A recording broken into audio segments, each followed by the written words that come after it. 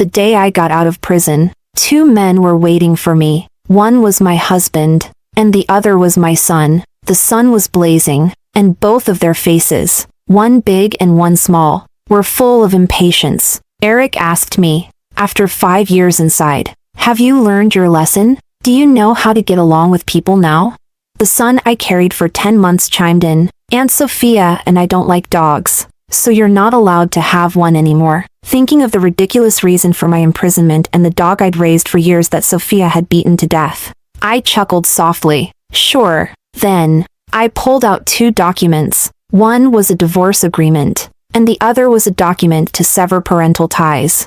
Chapter 1. The day I was released. Eric came to pick me up himself. At the time, my face was pale, and my arms, hidden under long sleeves, were still marked with scars left by others in prison. Yet Eric still had that same lofty, arrogant demeanor. He wore an expensive watch on his wrist and frowned as he looked at me. "Why did it take you so long? I've been waiting for you for half an hour." Half an hour, something that in the past, I wouldn't have even dared to imagine. I had never had such privilege. Never had the luxury of him waiting for me. Back then, I was the one who would drop everything, waiting outside his office until dark, only to be greeted by Eric saying, "Don't you have anything better to do? Do you really need to follow me around every day?" But now, I simply gave a half-hearted smile. "Sorry to trouble you." Eric opened his mouth, as if wanting to say something more. I had already walked past him, not even glancing in his direction. As I reached the car, the window slowly rolled down, revealing Sophia's familiar face. She smiled and said, "Bianca, you're finally out. We've been waiting for you for so long. It's so hot outside." Eric was worried I'd get heat stroke, so he didn't let me get out of the car. "You're not mad, right?" Seeing I wasn't responding, Sophia frowned slightly. "Bianca, are you still upset about what happened before?" "I'm sorry. I shouldn't have let them beat your dog to death, but it almost bit me before, and I just... How ridiculous. A spoiled princess, who needs 6 bodyguards just to step outside, claiming she was nearly bitten by the gentle puppy I had kept locked in the backyard." But Eric always fell for her act. At her words, his frown deepened. "Bianca, are you still holding a grudge? If you really like dogs, I can buy you another one." At that moment, a small head peeked out from beside Sophia, full of anger. "It was just a dog. It almost bit Aunt Sophia. It deserved to die." My dear son, the one I carried for 10 months, clung to Sophia's arm, speaking out against me on her behalf, as if he were her biological child, and I was the criminal who had stolen him away. A sinner, damned to the deepest levels of hell. Looking into his eyes, which resembled mine in some ways, I suddenly wondered, maybe it's because he resembles Eric too much. Even Eric's indifference and his favoritism toward Sophia were completely passed down. Sophia gently scolded, "Lucas, she's your mother. You shouldn't talk to her like that." The child scoffed disdainfully and turned his head away. I guessed he was probably thinking that someone like me, especially someone who's been to prison, didn't deserve to be called his mother. When Eric motioned for me to get into the car, I couldn't help but let out a small laugh. Even a dog knows to wag its tail when it sees its owner. But look at our son, Eric. It seems he's already forgotten who his real mother is. Chapter 2. I chased after Eric for more than 10 years. I chased him until everyone in the city knew I loved Eric, and that I only had eyes for him. I even defied my parents for him, clinging to him like a resentful ghost, never letting go. When his family fell into a financial crisis, Eric finally lowered his head and agreed to marry me. The condition was that my family would have to bail out his parents and help them through the crisis. I forced my parents to agree, even though I knew Eric's heart belonged to his dream girl, Sophia. And Sophia was the illegitimate daughter born to the woman who had come between my own parents' marriage. I thought that even the hardest stone could eventually be warmed by the heat of affection, that it could soften over time. But Eric turned out to be cold and unfeeling, like ice. No matter how long I tried to warm him, all I got in return was humiliation and disgrace. Later, Eric single-handedly brought his family business to its peak, earning him the respect and submission of others, who all called him boss. And then, he turned around and destroyed my family. leaving us in ruins. My brother was forced to flee abroad, and my parents ended up in prison. He left me by his side, making sure to put on a benevolent face and say, "If it weren't for the fact that you were pregnant with my child, Bianca, you wouldn't have fared well either." He brought Sophia into his life, surrounding her with luxury, nurturing her until she shed the demeanor of an illegitimate child and became polished and radiant. But Sophia hated me too. When I was about to give birth, she had my beloved dog beaten to death and even made a pot of dog meat soup for me. Smiling, she said, "Bianca, since you love dogs so much, you should try tasting one." Furious, I slapped her on the spot and threw the scalding soup all over her. But the strain caused complications in my pregnancy, and I was rushed to the hospital that night, barely surviving to give birth to my child. Eric was merciless toward me because of Sophia's injuries. He personally sent me to prison. He even added a few fabricated charges, ensuring I stayed behind bars for 5 full years. The child I had risked my life to bring into the world, I never even got to see him. Eric said, "Bianca, you should be grateful Lucas doesn't look like you." When I was released, I realized everything had changed. Yet nothing had changed. Sophia still hated me just the same. And so did my dear son, the one I had fought so hard to bring into the world. It was as if they had formed some kind of anti-Bianca alliance, always casting disdainful glances in my direction. Eric, however, seemed oblivious. Or perhaps he noticed but simply didn't care. Just like back then, when I told him everything Sophia had done, all he did was frown slightly and scold me coldly. "No matter what Sophia did, you shouldn't have thrown hot soup on her. It was just a dog. After all, you scarred Sophia. Bianca, you must pay for the mistakes you've made." Chapter 3. I didn't go home with Eric. Instead, I asked to return to my family's old house, even though he said, "The house has already been sold to someone else. You can't go inside." I insisted anyway. Just seeing it from the outside is fine. Eric paused for a moment and, with some reluctance, agreed. To him, my family's house was a reminder of his humiliation, the place that forced him to give up the woman he loved. Of course, he had no desire to see anything from my family again. Sophia didn't want to go either. As the illegitimate daughter, she had been brought to my home by her mistress mother when she was just a child. Yet she wasn't even allowed to step through the front door. In the silent car, the only one indifferent to it all was Lucas. He was urging Eric to drive faster. Sophia said she'd help me build my blocks today. "Dad, hurry up. Let's get home." They seemed more like a family than I ever did. In their harmonious picture, I was the discordant noise, an unnecessary brushstroke of color. But I didn't care. When the car arrived at the gate of my old house, I pushed the door open and got out. The familiar yet foreign surroundings made me feel disoriented for a moment. It was as if I waited just 2 more minutes. The door would open, and Bruno's impatient voice would come through the intercom. "Why are you just standing at the door, Bianca? Get inside and eat your supper." But as I came back to reality, the empty, dark house stood before me, with no lights shining from within. From the private car behind me, Eric urged me to get back in so we could go home. I paused for a few seconds and said, "I'm not going back. That's not my home." As I expected, Sophia's eyes filled with tears, looking pitiful. "Bianca, is it because of me that you're saying this?"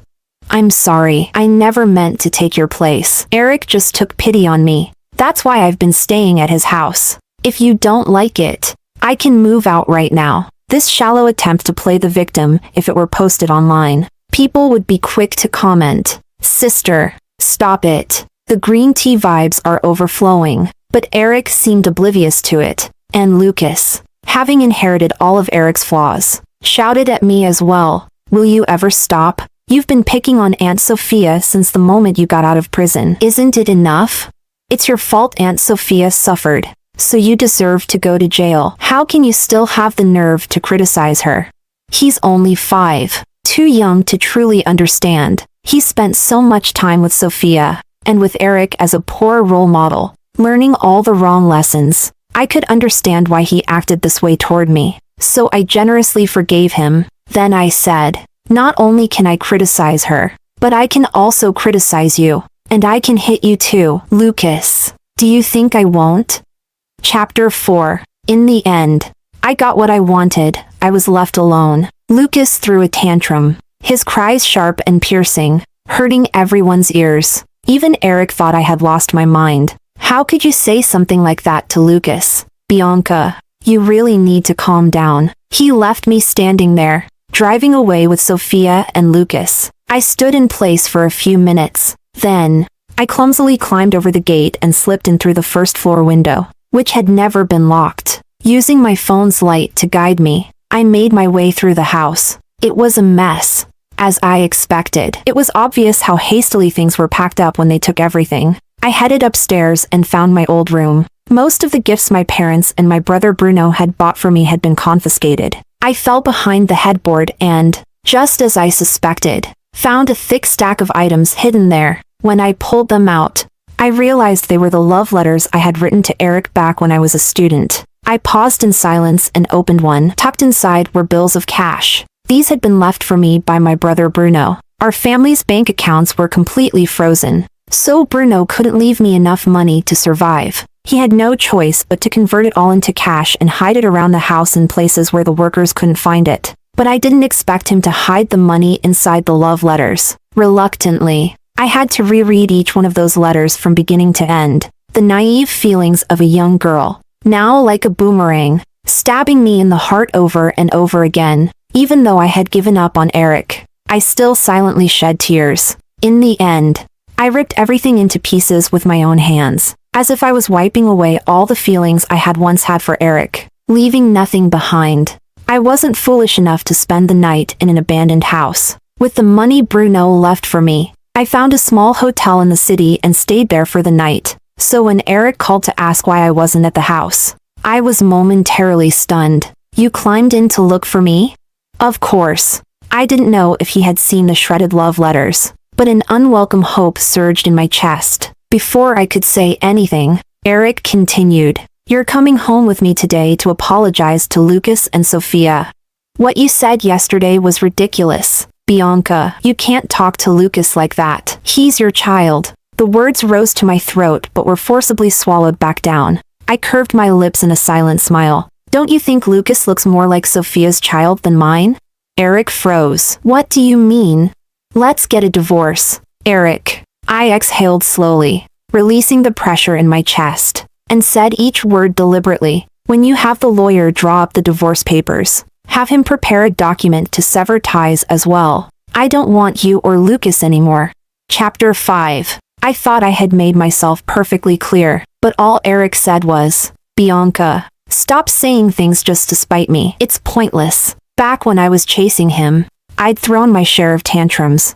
I even gave him the silent treatment for days because of Sophia, but he didn't care at all. It was as if without me, he could live even more comfortably. In the end, I had no choice but to swallow my pride and endure my disgust for Sophia. At that moment, I suddenly understood. Whether I was angry or not no longer mattered to Eric. Everything I did meant nothing to him. Just like now, I suddenly lost the desire to continue speaking with Eric. I only said that once the lawyer prepared the divorce papers, I would sign them. Then I hung up, completely indifferent to Eric's interrupted words. The sound in my ears faded, leaving me momentarily dazed. It was as if, in an instant, I had forgotten why I was even alive. Knock knock. 2 gentle taps on the door. It was the owner of the inn, asking if I wanted to extend my stay. I nodded. While going downstairs to handle the extension, I heard the noise outside and couldn't resist looking back. It was children, led by their parents, skipping along happily. The inn owner said, "There's a kindergarten nearby, so there are always a lot of kids around, and it can be a bit noisy in the morning. If it bothers you, I can give you a discount." I smiled and said that would be great. If it were back in the days when I was still a spoiled young lady, I wouldn't have cared about saving a few bucks. But now, everything seemed like a fleeting illusion. The innkeeper was kind, offering me a discount and pointing out the best food stalls on a nearby breakfast street. With so many students and parents, the street was lively and bustling. Back then, my parents thought street food was unhealthy. Only my brother Bruno would sneak me out to eat it. But after I married Eric and Bruno moved abroad, no one took me there anymore. Following the innkeeper's recommendation, I bought a Chinese crepe. Perhaps it was the way I was holding a crepe, gazing so intently at the children passing by. The stall owner smiled and asked, "Up early to drop off your child at school?" Huh? Instinctively, my free hand moved to touch my lower abdomen, gently stroking it. I had almost forgotten what it felt like to carry Lucas 5 years ago. So, I softly smiled at the stall owner. "No marriage, no kids. I'm just passing by." Before the stall owner could respond, an angry voice suddenly came from beside me. "Bianca!" I turned my head. I saw Eric in his suit, holding Lucas's hand, his backpack on his shoulders. The child was looking up at me. His eyes were red, filled with disbelief. Chapter 6. I felt a sense of twisted satisfaction from seeing Lucas's heartbreak. Didn't he hate me? Didn't he despise me? Wasn't Sophia the only one in his eyes, wishing she could be his real mother? Then why, at the moment I said those words, did he show such a pained, sorrowful expression? But I didn't acknowledge Eric's questioning or the hurt in Lucas's eyes. I coldly nodded at Eric. "Fancy seeing you here, taking Lucas to school?" His eyes widened for once, as if he couldn't comprehend how I could act so indifferent. "Why would you say something like that? Do you want to deny Lucas's existence? You're his biological mother." To be honest, I don't quite understand it myself. Back then, when I was pregnant, it was Eric who repeatedly made it clear he didn't want the baby inside me. If it hadn't been for his family's insistence, Eric would have dragged me to the hospital the moment we confirmed the pregnancy and forced me to terminate it. How is it that now I'm suddenly the villain who doesn't want Lucas? And the expression on Lucas's face made me laugh even more. If he doesn't see me as his mother, then why does he care about what I say? Why does he care if I acknowledge him as my son? Maybe my smile wounded Lucas's pride. He suddenly yanked his hand out of Eric's grip and shouted, You're not my mom. You don't deserve to be." Lucas turned and ran into the school, sprinting the whole way. On the way, he knocked over a little girl, but he didn't stop to apologize and instead shouted, "Watch where you're going." He has been raised to be an arrogant and spoiled child, completely different from the child I once imagined when I was pregnant. He shouldn't be my child, because he's becoming more and more like Sophia, just like when she was young, standing outside my door with her mother, pointing at me, screaming that I had stolen her father. I turned to leave, but Eric grabbed my wrist. He looked at me with the eyes of a stranger. "You shouldn't do this, Bianca. Lucas will be hurt. He's been waiting for you to come out. He said many times that he wants to see you." I shook off his hand. "Then you should have told him from the start that he's Sophia's child. That way, he wouldn't have had any expectations of me." Then, I stopped Eric from trying to explain. "This morning I told you to contact a lawyer to discuss the divorce and the termination of our relationship. How's the progress on that?" Chapter 7. For once, Eric was firm. He refused to agree to the divorce. He came up with many excuses. His family, Lucas, and even the company's business were dragged in as his shield. "There's too much going on at the company. I don't have time to deal with this." I nodded with full understanding. "That's fine. I can find someone as long as you're willing to pay. After all, you know my family went bankrupt. I don't have any extra money to hire a lawyer. I don't need any property or Lucas. Just the divorce papers. It's that simple." Eric slowly fell silent, his brow deeply furrowed. "Is this really necessary, Bianca? I've already moved on from the past and I'm ready to make things work between us." Moved on? That's easy for him to say. He may have moved on, but I haven't. 5 years in prison, scars all over my arms. Those things make it impossible for me to ever look at Eric's face calmly again. I was afraid I wouldn't be able to stop myself from slapping him hard. I smiled slightly, turning to leave with the now cold breakfast in hand. After just a few steps, I remembered something and turned to ask Eric, "Why did you send Lucas to study here? Was it your arrangement?"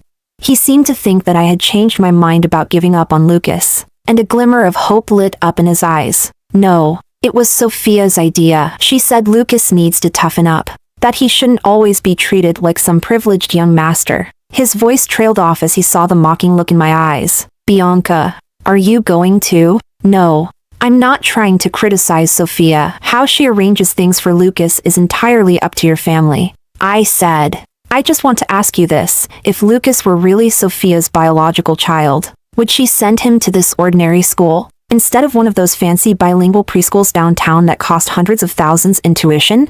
The answer was obvious. She wouldn't. Because I know Sophia. And Eric knows her too. She hates me. Hates everything connected to me. And she especially hates me for taking Eric away from her. How could Sophia ever genuinely care for Lucas? The living symbol of betrayal? Her pretense of caring for Lucas is nothing more than a way to disgust me. But she probably never expected that I would give up on Lucas so easily.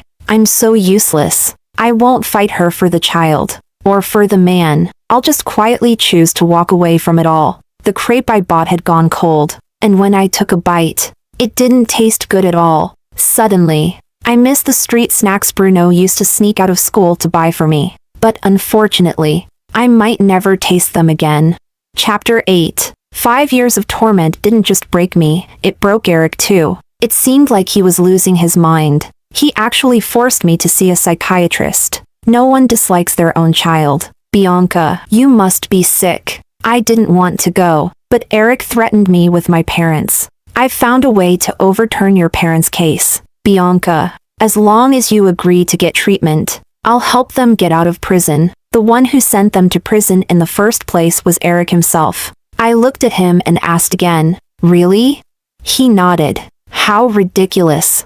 I'm begging the person who destroyed everything. But for my parents. I agreed. The psychiatrist Eric found was quite famous in the southern part of the city, with appointments fully booked until next year. It was only because Eric pulled some strings that I managed to get an earlier appointment. While I was speaking with the psychiatrist, Eric sat out in the hallway. He insisted that the door be left wide open, demanding that we be in his line of sight. The doctor chuckled and asked, "Why?" "I need to protect the patient's privacy." But Eric replied, "She's my wife. I need to ensure her safety." If this had happened 5 years ago, hearing him acknowledge our relationship like that would have made me jump with excitement. What a shame that now, I couldn't care less. So, I gave a dismissive smile and added, "It's fine. I'll soon be his ex-wife anyway." When Eric sharply turned his head to look at me, I innocently met his gaze. "What's the matter? I only promised you I'd see the doctor.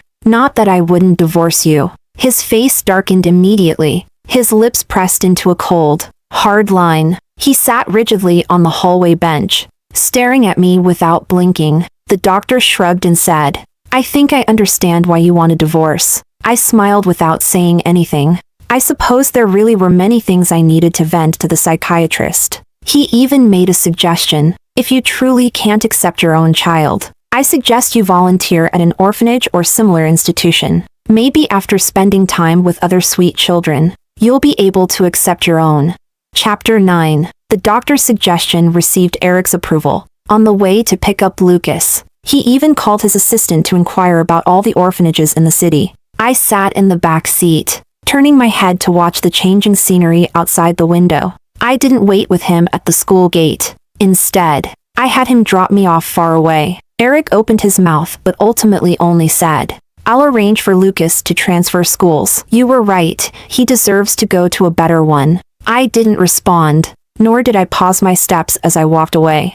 I didn't go to the orphanage Eric had arranged for me either. Instead, I followed the suggestion of the innkeeper and went to find a woman named Aunt Eva. In her small, cramped home, she had built a tiny orphanage, sheltering more than a dozen homeless children. The oldest was in high school, and the youngest attended a nearby kindergarten. As it turned out, the youngest was the little girl Lucas had bumped into when he was angry. Her face was round, her eyes big and bright. She was especially cute. Eva said, "As the children grow up, they all need to go to school." So I tightened my belt and saved up enough to send them to school. I patted the little girl's head and smiled as I asked Eva if I could stay and help take care of the children. Of course. She agreed, but she smiled awkwardly and said, "I don't really have any money to pay you. All the money goes to feeding them and paying for their education." I shook my head and told her I didn't need payment. The more time I spent with them, the more I grew to love these children. Golden riches might raise spoiled brats, just like Lucas.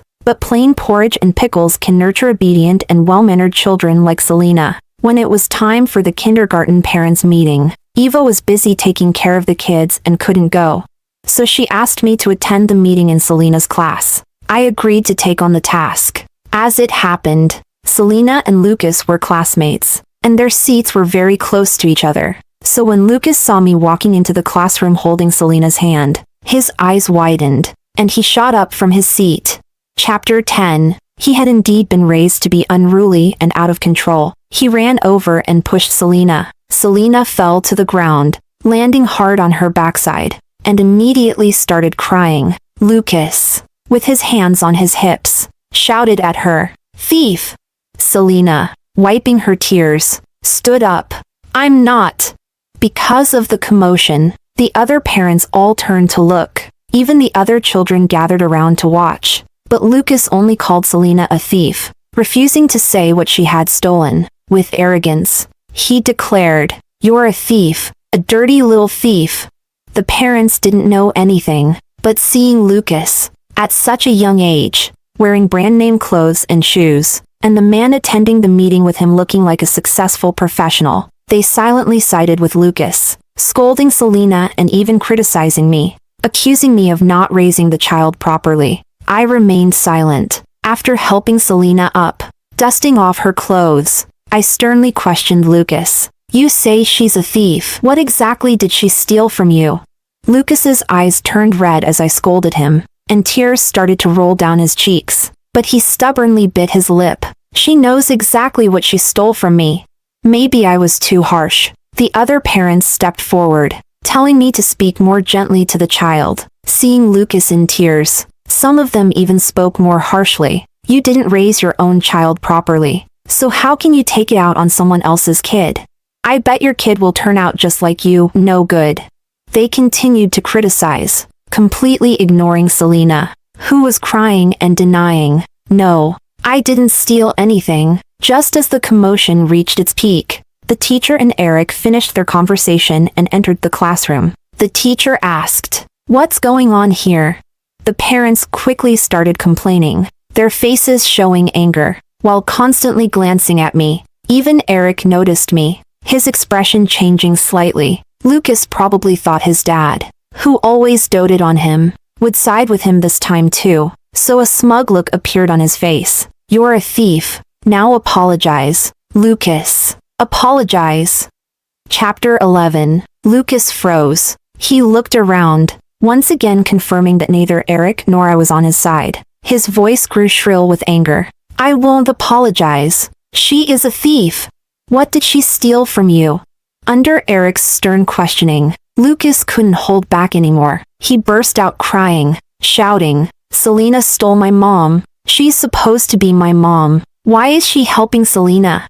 As his words fell, the room fell into a stunned silence. The parents exchanged awkward glances, and for a long time, no one said a word. It was probably at this moment that they noticed the resemblance between Lucas and me. One by one, they awkwardly closed their mouths and slunk back to their seats. The child's crying didn't stir any emotion in me. I didn't even glance in his direction. Selena wiped her tears and asked me if I wanted to go comfort Lucas. She added, "It's okay, Bianca. I can attend the parents' meeting by myself." I patted her head and smiled. "No need. I'll stay with you." Eric then brought Lucas over to apologize. His eyes were still red, and he looked unwilling, but with Eric pressuring him, the child could only bite his lip, lower his head, and say sorry to Selena. Selena generously forgave him, but then she couldn't resist taking a jab at Lucas. "You're always so mean. I thought you didn't have a mom. Turns out Bianca is your mom. But how come you're nothing like her?" Lucas was so upset that he was on the verge of tears again. Children abandoned by their parents are always sensitive and mature beyond their years, and Selena happened to hold grudges. Seeing Lucas's pitiful expression only made me want to laugh. Even Eric fell silent for a moment before saying to me, "I'm sorry." I looked up again and saw the heavy, troubled look in Eric's eyes. "I didn't raise Lucas well. I'm sorry for how he's turned out. You don't need to apologize to me. He's your son." As the parents' meeting was about to end, I packed Selena's bag. As we walked out of the classroom, Lucas suddenly ran over, grabbing my sleeve and softly calling, "Mom." I paused for a moment. "You've mistaken me for someone else. I'm not your mom." I gently brushed his hand away, not noticing the dimming in his eyes, and left the kindergarten with Selena. I had been waiting for Lucas to call me mom for 5 years, but when it finally happened, I didn't feel the joy I had once imagined. I had once hoped for this moment, before he spoke up for Sophia and looked at me with disdain. But on the day I was released from prison, when I saw him defending Sophia and talking back to me for her sake, the child I had carried for 10 months had already died for me. Chapter 12. Afterward. It seemed like Lucas had latched onto me and Selena. Every time I went to pick Selena up from school, Lucas would always be sticking close to her. When he saw me, his eyes would light up, but then he would turn his head as if nothing had happened, only to keep glancing at me secretly. I acted as though I didn't notice his gaze, completely ignoring Lucas's hopeful looks. Selena didn't like me picking her up anymore either, constantly complaining about how annoying Lucas was. But soon enough, she started relaying Lucas's words to me. He said he's transferring to a new school and won't be able to see me anymore. He asked me to give you something. It's the card we made for Mother's Day in class. Lucas said he spent a long time preparing it and wanted to give it to you. He also said that Aunt Sophia moved out of the house and asked me if you're coming back. Selena blinked, looking at me innocently. "Bianca, are you leaving?" I smiled and shook my head. "No, I'm not leaving. I had no interest in returning to that house. Everything that happened in the past, although no longer mentioned, doesn't mean it didn't happen. Even today, no matter how hot it gets, 37 degrees outside, I haven't worn short sleeves again, partly out of fear, and partly because I don't want to. The scars are too many and too deep.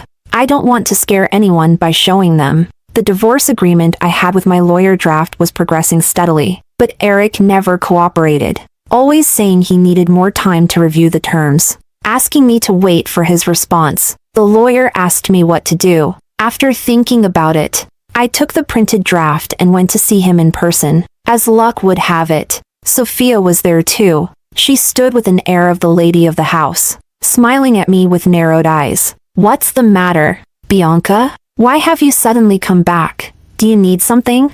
A long time ago, Sophia and I had a similar confrontation, back when I first found out Eric liked her, and she turned out to be my father's illegitimate daughter. Blinded by jealousy, I wanted her to leave Eric. I never expected that one moment she'd be mocking and taunting me, calling me delusional, and the next, she'd be spilling coffee all over herself, her eyes welling up with tears. I was stunned. I turned to see Eric storming in, face full of anger. "Bianca, don't take your spoiled brat attitude out on Sophia." I hadn't even had time to do anything, yet I was instantly blamed for targeting Sophia, and she got what she wanted, wrapping herself smugly in Eric's jacket, giving me a triumphant smile. When it comes to Sophia, I've always lost, because Eric always favored her. She never had to do anything, and Eric would stand by her side. All these years later, and I once again found myself facing off with Sophia. The maid brought tea, and I glanced down at it, smiling slightly. "I just wanted to see if you still have the nerve to wear short sleeves." Chapter 13. Just as I expected, Sophia lost her mind on the spot. She threw the scalding hot tea at me, her voice shrill and piercing. "You think you'll be better off? What? Did the people I sent not manage to ruin your hand?"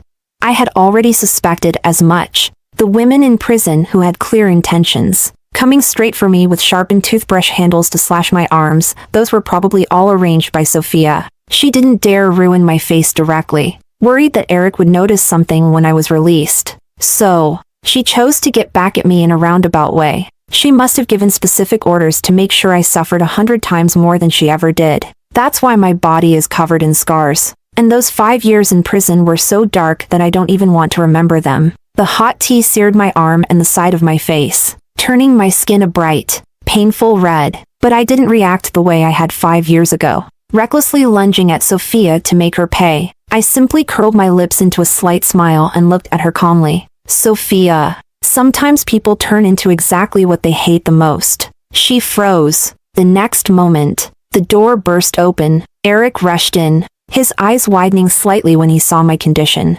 Sophia, why did you? Sophia scrambled to explain herself, but Eric didn't listen to a word she said. He just ordered the maid to call a doctor immediately and started applying ice to my reddened, swollen skin, as Sophia cried, trying to explain that it wasn't intentional, that I had only been trying to gain sympathy. Eric looked up.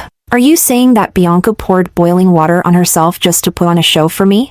Sophia immediately nodded, but Eric let out a cold laugh. No, Bianca doesn't need to. Do you know she asked me for a divorce? She has no reason to play the victim to keep me. Sophia's face turned pale. So, you think I'm bullying her on purpose? Isn't that exactly what's happening?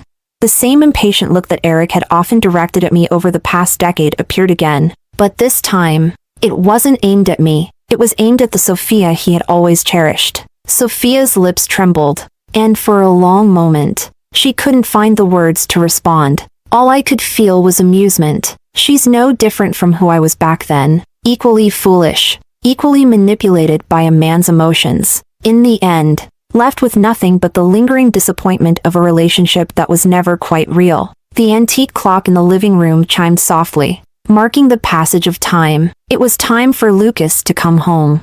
Chapter 14. No one must have told him that he'd find me at home, so Lucas's eyes lit up, and he excitedly called out, "Mom." As usual, I gave him no response, pulling my hand away from Eric. I said, I'm only here today to give you the draft of the divorce agreement. Since you've never found the time to look at it, if you have any concerns, please contact my lawyer online. I won't be coming back. After all, I only have one life. If I come back a few more times, I'm afraid someone might go mad. My pointed words made Sophia's hands tremble with rage. What do you mean by that?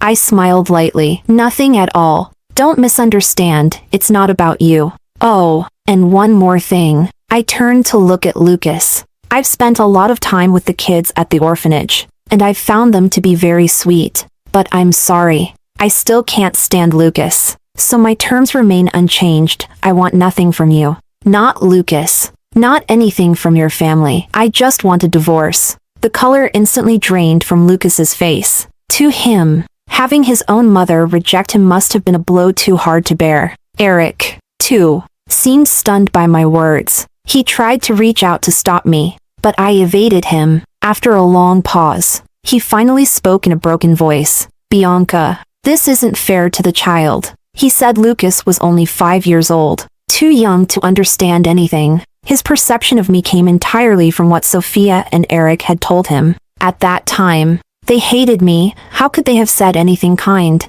But nothing in this world is fair. If you expect me to treat Lucas fairly, then who will give me fairness for the 5 years I spent in prison? I looked at Eric. For once, his eyes were focused only on me, and unlike before, they weren't always filled with the image of Sophia. His eyes dimmed, and his voice was hoarse. Bianca, do you really have to be this heartless? I lowered my head and laughed softly. I'm just learning from how you rejected me back then. So to you, this counts as heartless? As I turned to leave, Lucas suddenly snapped out of it. He clung to my legs, crying sharply, his face turning red from the strain. Mom, I know I was wrong. I'll listen to you from now on, I promise.